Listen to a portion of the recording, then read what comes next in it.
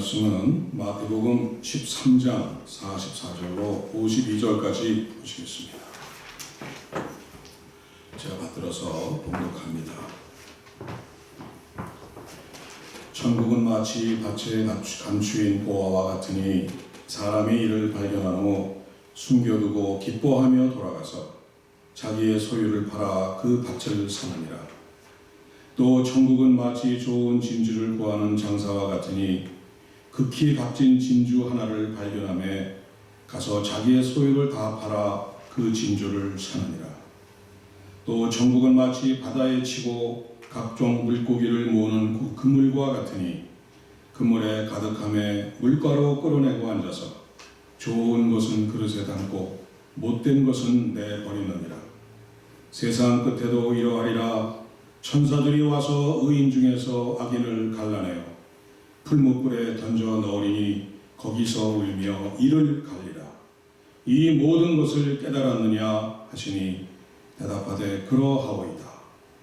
예수께서 이르시되 그러므로 천국의 제자된 서기관마다 마치 새것과 옛것을 그 곳간에서 내오는 집주인과 같으니라. 아멘.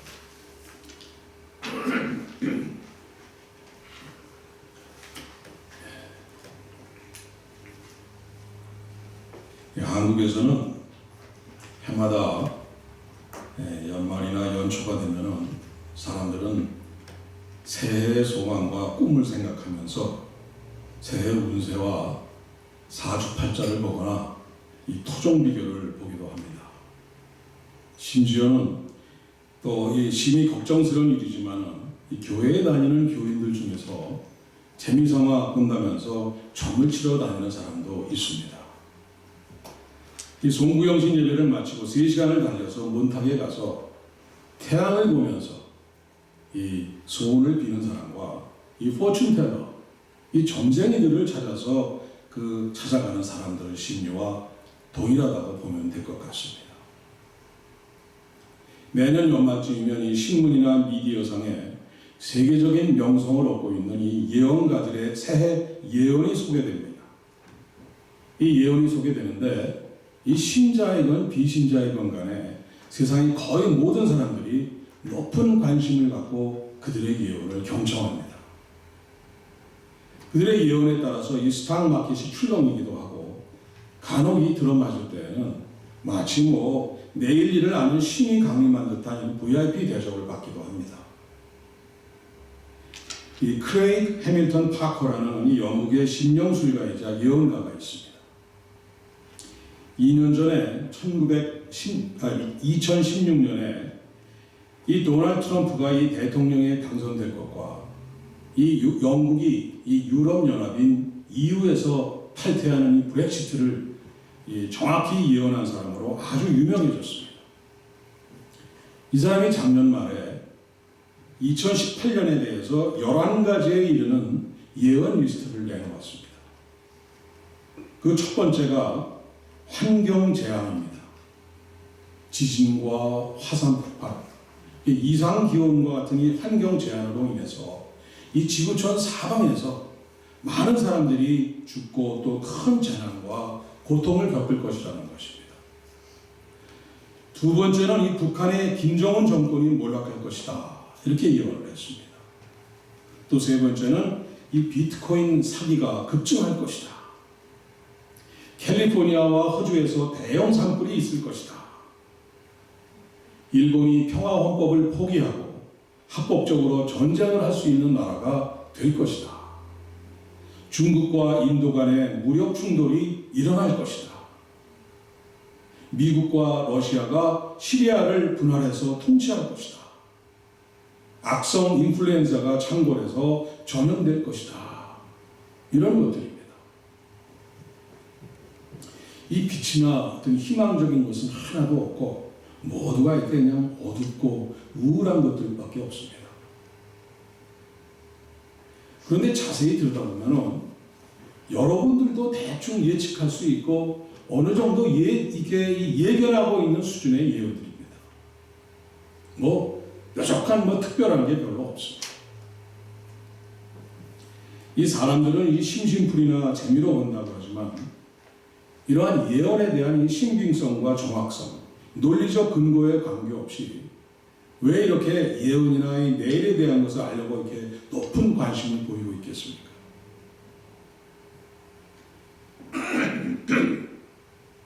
그것은 이 불확실한 이 세상 속에 살면서 이 내일 일을 아는 것, 미래에 일어날 일들을 예측하고 또 사건, 사고를 예방할 수 있다는 것은 우리의 삶과 직결되는 너무나도 중요한 일이기 때문에 누구든지 높은 관심을 갖고 있는 것입니다.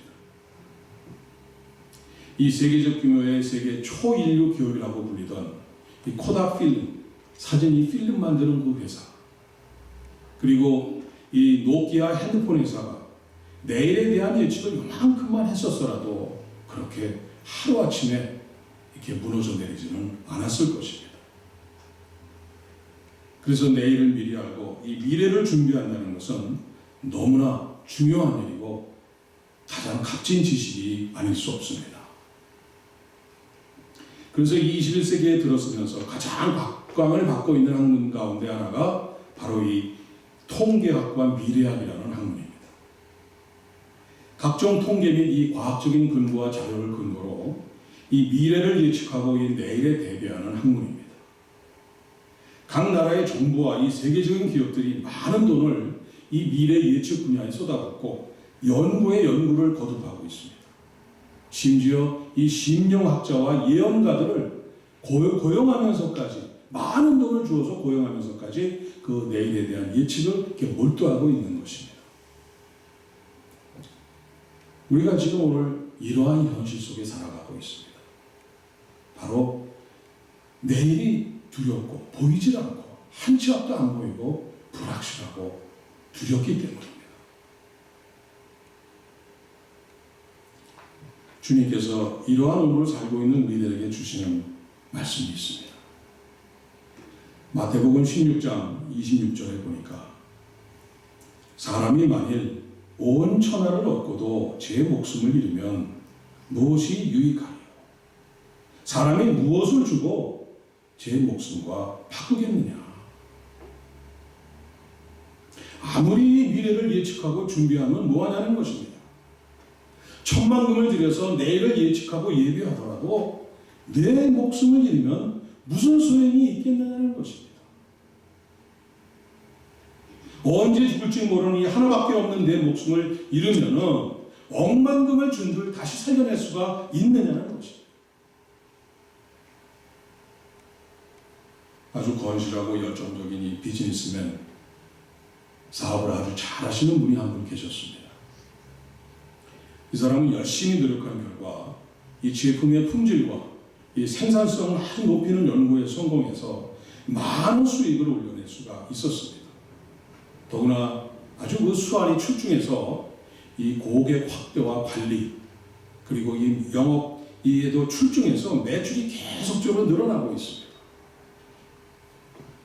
그래서 창고도 운임 비용을 생각해서 전국의 각 중요 지역마다 이 물류센터, 이 디스트리뷰션 센터를 만들어서 아주 계속 확장해 나가고 있었습니다. 마치 요즘의 그 아마존과 같은 이런 계속 놀라운 성장을 계속 이루고 있었습니다. 이 연말이 다가와서 금년도 결산과 이 내년도와 그 후년에 일단 이 비즈니스를 갖다가 플랜을 하기 위해서 모든 이 브랜치의 이 매니저들과 또 영업 총 책임자들, 또 물류 책임자들, 이 모든 사람들을 모아놓고 이제 이 사장이, 이 유능하신 사장님께서, 이 비즈니스맨이 회의를 주재를 합니다.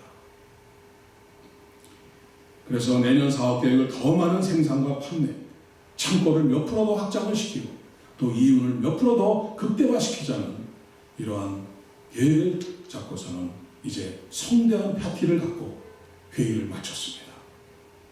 그리고는 이 비즈니스맨은 자기의 대저택, 자기의 집으로 돌아옵니다. 그리고 푹신한 소파에 앉았습니다.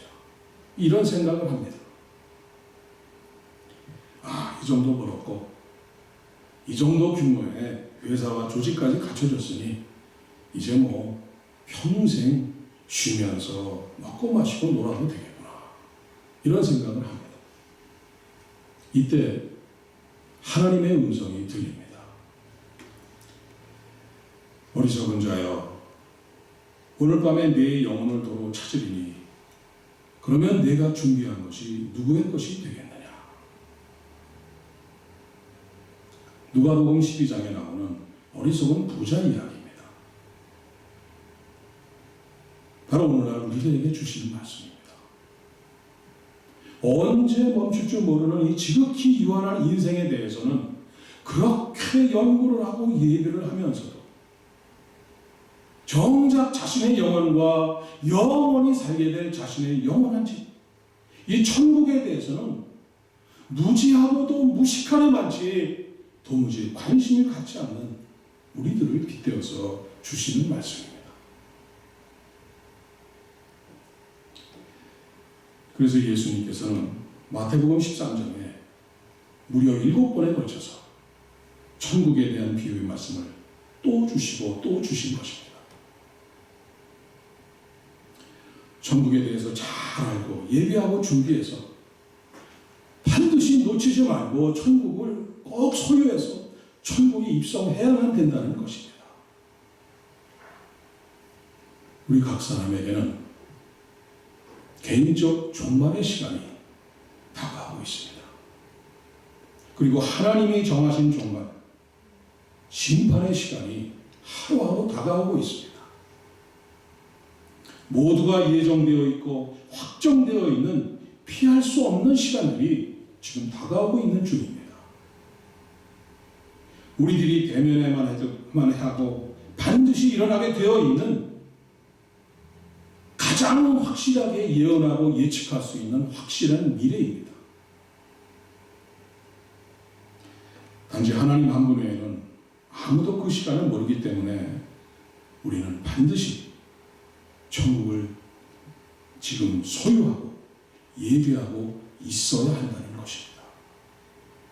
이것이 7번씩이나 반복을 하면서 마태복음 13장 천국의 장에서 우리 주님께서 우리들에게 주시고자 하는 주님의 마음이자 깊은 뜻입니다. 오늘 13장 천국 비유의 마지막 시간으로 마지막 5번째, 6번째, 7번째의 비유를 묵상하겠습니다. 이 밭에 감춰진 보화의 비유, 진주 비유, 그리고 마지막 그물의 비유가 됩니다. 지난 시간과 같이 오늘도 이 보화의 비유와 이 진주 비유는 같은 내용을 담고 있어서 이 두 비유의 공통점을 찾아서 묵상해 보도록 하겠습니다. 자, 그럼 5번째인 밭에 감춰진 보화의 비유입니다. 우리 다 같이 본문 44절을 같이 한번 읽겠습니다. 천국은 마치 밭에 감추인 보화와 같으니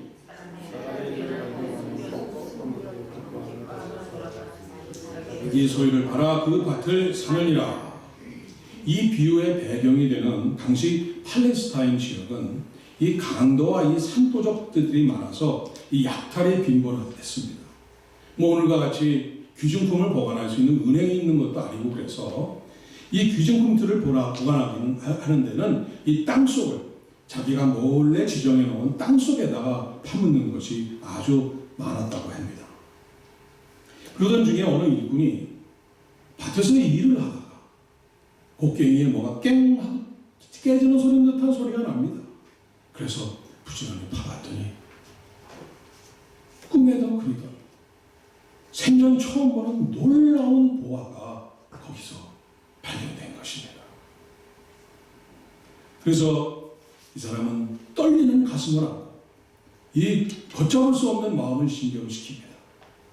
그런데 당시 율법에 의하면 아무리 일꾼이 남의 밭에 가서 일을 하다가 발견을 했어도 그 밭에서 나오는 것은 모두 밭 주인의 소유가 됩니다. 그러니까 이 일꾼이 그 보화를 발견했어도 그것은 밭 주인의 소유가 되는 것입니다. 그래서 이 일꾼은 그 떨리는 것, 이 흥분된 마음을 가라앉히면서 다시 몰래 그 보화를 감춥니다. 다시 파묻습니다. 그리고는 집에 돌아가서 자기가 갖고 있는 모든 재산을 다 정리합니다. 다 팔아 제끼고 그리고 그 땅 밭주인한테 가서 내 저 밭을 살 것이니 나에게 파십시오. 그 졸라서 그 밭을 사게 된다는 것입니다.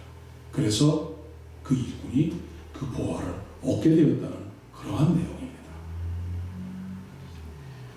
자, 6번째 진주 비유입니다.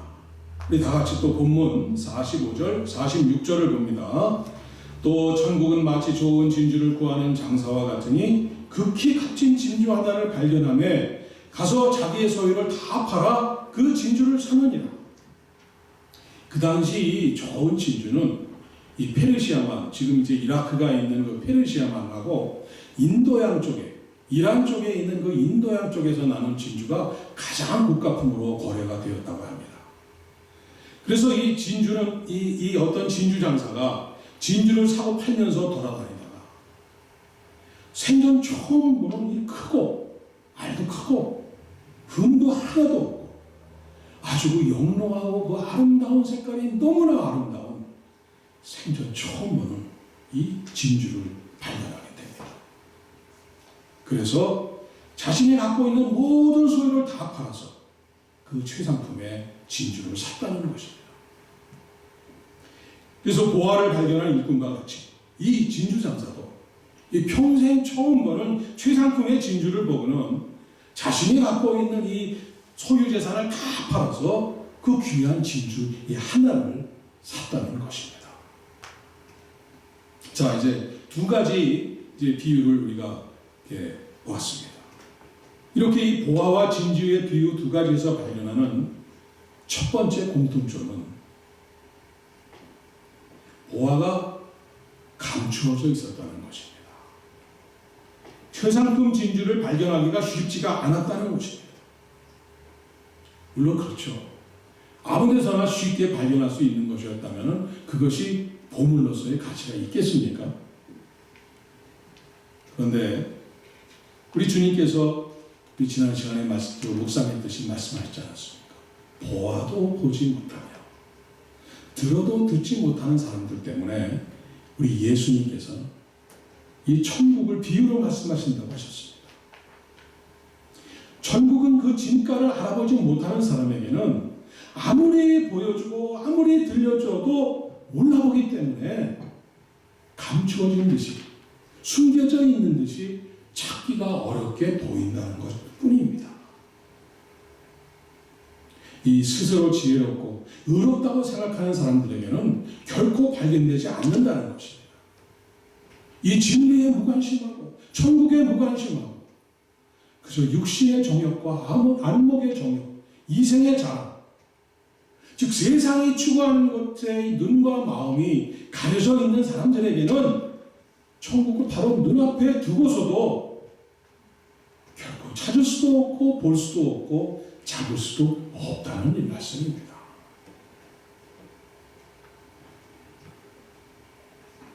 그럼 이렇게 가까이 있다는 천국은 과연 어디에 있는 것이겠습니까? 천국은 어디에서 찾을 수 있을까요? 제가 오늘 두 가지 말씀드리겠습니다. 천국은 하나님 말씀 속에 감추어져 있습니다. 바로 성경 속에 숨겨져 있습니다. 그런데 성경은 어느 곳에서나 쉽게 구할 수 있는 곳입니다. 있는 책입니다. 여러분들도 아마 대개 다 따지면 성경이 한 10권씩 되시죠.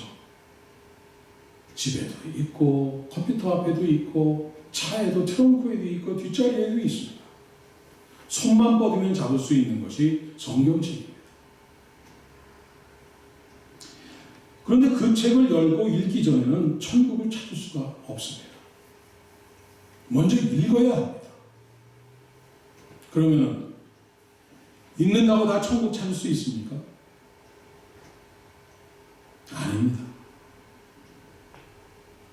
성경 속에 담겨있는 사상, 이 사랑과 용서, 인애와 긍휼과 같은 이 좋은 말씀은 누구든지 읽고 그 좋은 뜻과 사상에 심취될 수 있습니다. 인도의 성자라고 하는 이 마하트마 간디는 평생도록 이 성경을 가까이 하면서 매일 읽고 그 사상에, 예수님의 사상에, 성경이 말하는 그 사상에 빠져서 심취해서 살았습니다. 그러나 그는 교회에 가지 않았고 예수님을 그렇게 존경하면서도 예수님을 영접하지 않았습니다. 그리고 그는 죽는 날까지 힌두교인으로 살다가 죽었습니다. 그러면 성경에 어디에서 천국을 찾을 수 있겠습니까? 성경의 가장 깊은 곳에 천국이 있습니다. 이 깊은 곳에 있는 천국은 여러분이 성경 공부를 평생 동안 아무리 열심히 공부하고 연구를 한들 찾을 수가 없습니다.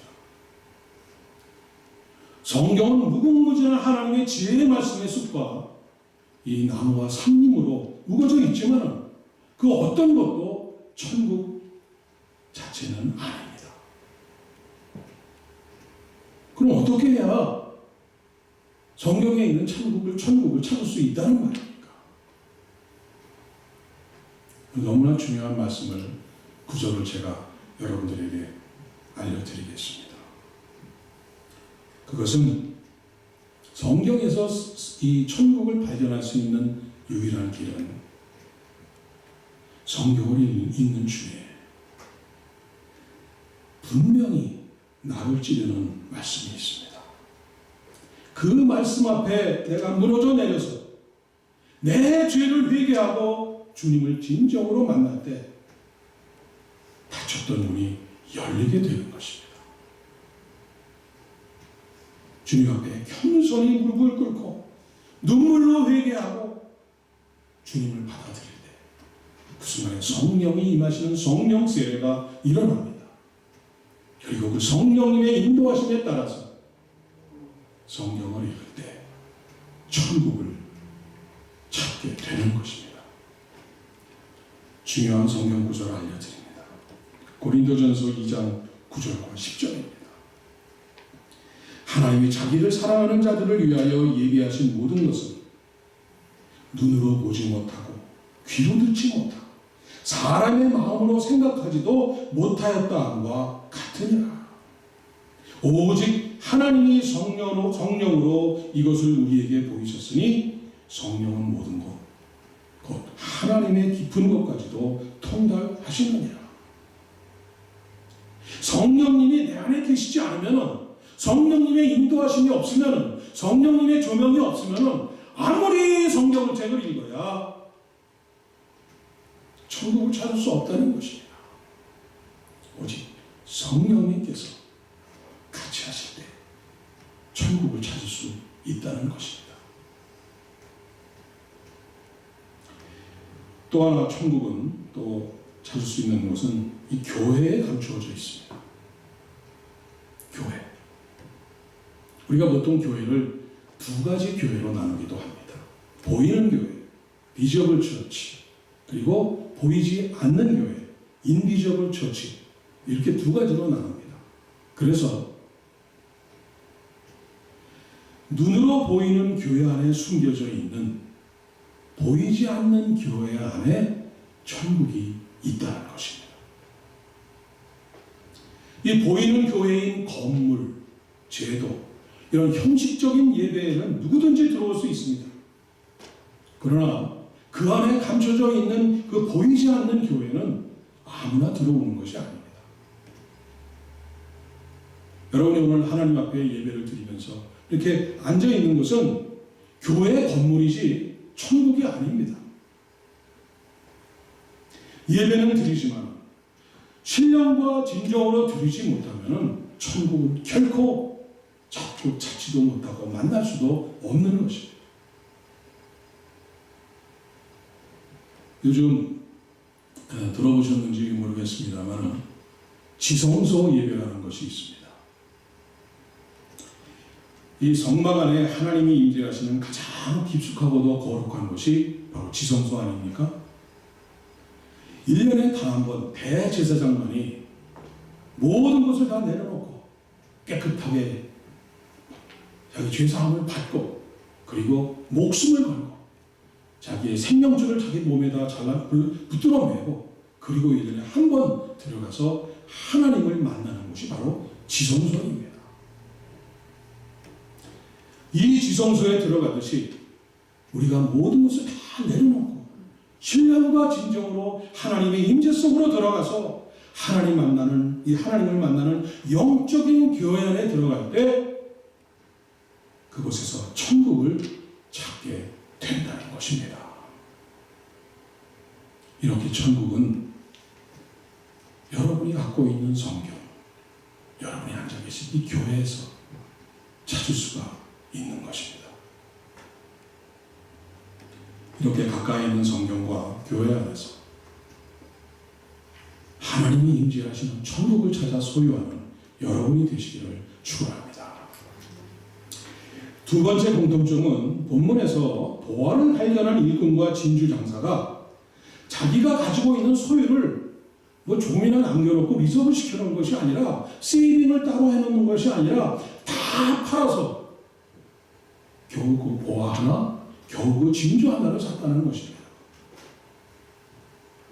그 보화를 발견한 순간, 최고의 진주를 찾는 순간 그들은 자신이 갖고 있는 이 모든 것들이 다 하잘데없는, 있을데없는 무가치한 것인 것을 발견한 것입니다. 그래서 비록 손해가 나더라도 희생을 감수하면서도 자신의 재산을 다 정리하고 그 밭과 진주를 산 것입니다. 이 절대적인 가치를 발견한 후에 이제까지 자신이 자랑하던 자기가 갖고 있던 모든 소유물이 다 무가치하게 된 것을 깨달은 것입니다. 바로 사도 바울이 우리 주님을 만난 후에 빌립보 교인들에게 털어놓은 그 고백에서 똑같은 고백이 나오고 있습니다. 우리 빌립보서 3장 5절부터 9절에 사도 바울의 고백이 나오지 않습니까? 나는 8일 만에 할례를 받고 이스라엘 족속이요 베냐민 지파요 히브리인 중에 히브리인이요 율법으로는 바리새인이요 열심으로는 교회를 박해하고 율법에 의뢰는 흥미 없는 자라. 그러나 무엇이든지 내게 유익하던 것을 내가 그리스도를 위하여 다 해로 여길 뿐더러 또한 모든 것을 해로 여김은 내 주 그리스도 예수를 아는 지식이 가장 고상하기 때문에 내가 그를 위하여 모든 것을 잃어버리고 배설물로 여김은 그리스도를 얻고 그 안에서 발견되려 함이니. 사도 바울은 세상적으로는 자랑할 것이 많은 거의 모든 조건을 다 갖추고 있는 사람이었습니다. 그런데 우리 주님 예수 그리스도를 만나고 나서는 자신이 자랑하던, 자신이 갖고 있던 그 모든 정말 놀라운 것들이 다 배설물, 다 똥 같더라 이것입니다. 이 세상 그 어느 국가도 비교하거나 견줄 수 없는, 반드시 저 차지해야만 하는 그러한 절대적 가치를 지닌 보화와 진주가 바로 천국이라는 뜻입니다.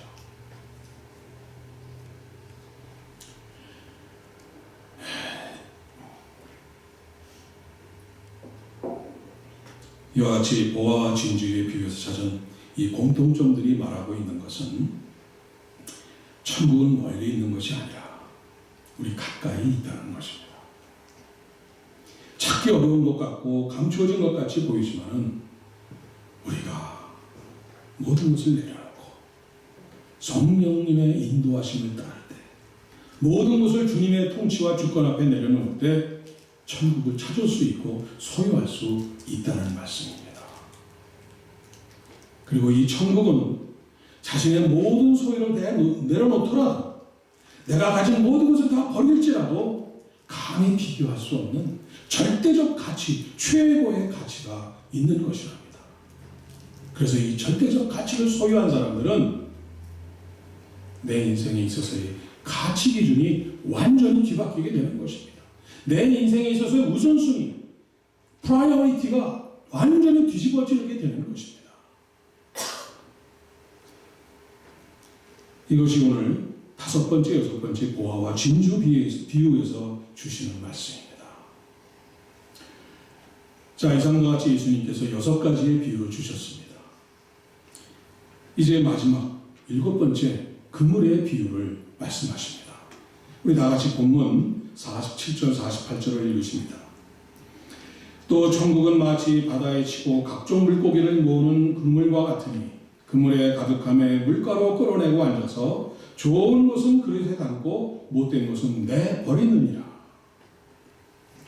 이 갈릴리 바다에는 약 22가지가 넘는 이 물고기들이 살고 있다고 합니다. 이 어부들은 물고기가 그물 안에 충분히 가득 찰 때까지는 그물을 그대로 물속에 이렇게 둔다고 합니다. 어망을 쳐놓고 기다리는 거죠. 그러다가 가득 찼을 때 그 그물을 물가로 육지로 이렇게 끌어올립니다. 그리고 어부들이 물고기를 이 물가에 앉아서 하나하나 골라낼 때 22가지 이상이 되는 여러 종류들로 이렇게 골라내는 것이 아니라 좋은 것과 못된 것 단 2가지로만 구분해서 골라낸다는 것이 이 그물 내용의 그물 비유의 내용입니다. 우리가 이미 묵상한 이 곡식과 가라지 비유와 이 똑같은 내용을 갖고 있는 비유입니다. 그러나 예수님의 제자들과 그 어촌에 살고 있는 사람들이 더 쉽게 이해하게 하기 위해서 우리 주님께서 그물의 비유를 마지막으로 이렇게 다시 한번 주시면서 강조하고 계신 것입니다. 우리 마태복음 13장 29절 30절을 제가 읽어드립니다. 이게 곡식과 가라지의 비유의 그 중요한 말씀 아닙니까? 가만두라. 가라지를 뽑다가 곡식까지 뽑을까 염려하노라. 둘 다 추수 때까지 함께 자라게 두라. 추수 때에 내가 추수꾼들에게 말하기를 가라지는 먼저 거두어 불사르게 단으로 묶고 곡식은 모아 내 곳간에 넣으라 하리라. 가라지를 골라 미리 뽑아내지 않고 추수 때까지 기다리듯이 그물이 가득 찰 때까지 하나님께서 기다리신다는 것입니다. 미리 골라내지 않으시고 물속에서 세상에서 자기 마음대로 자기 뜻대로 살도록 놔두신다는 것입니다.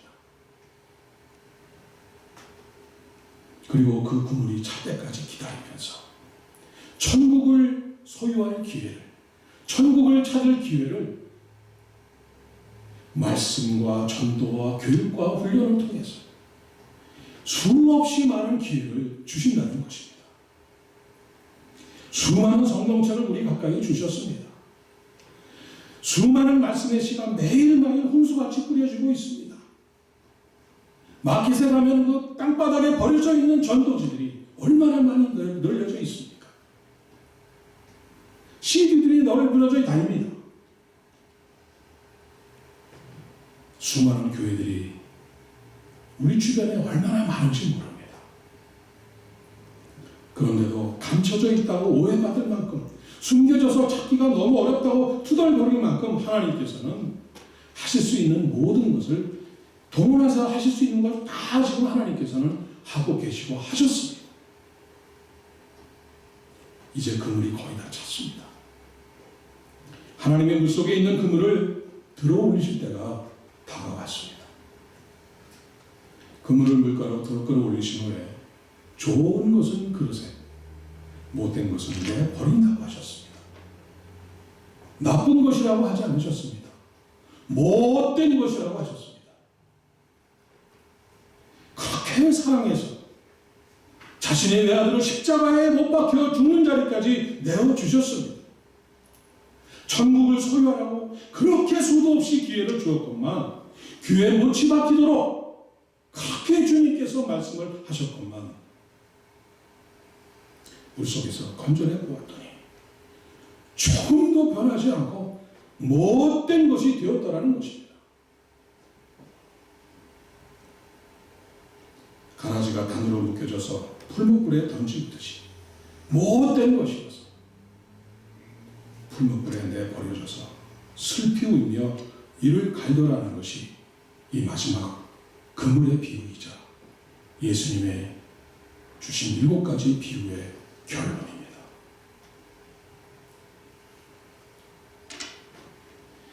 세계적인 극작가이자 노벨문학상을 수상하고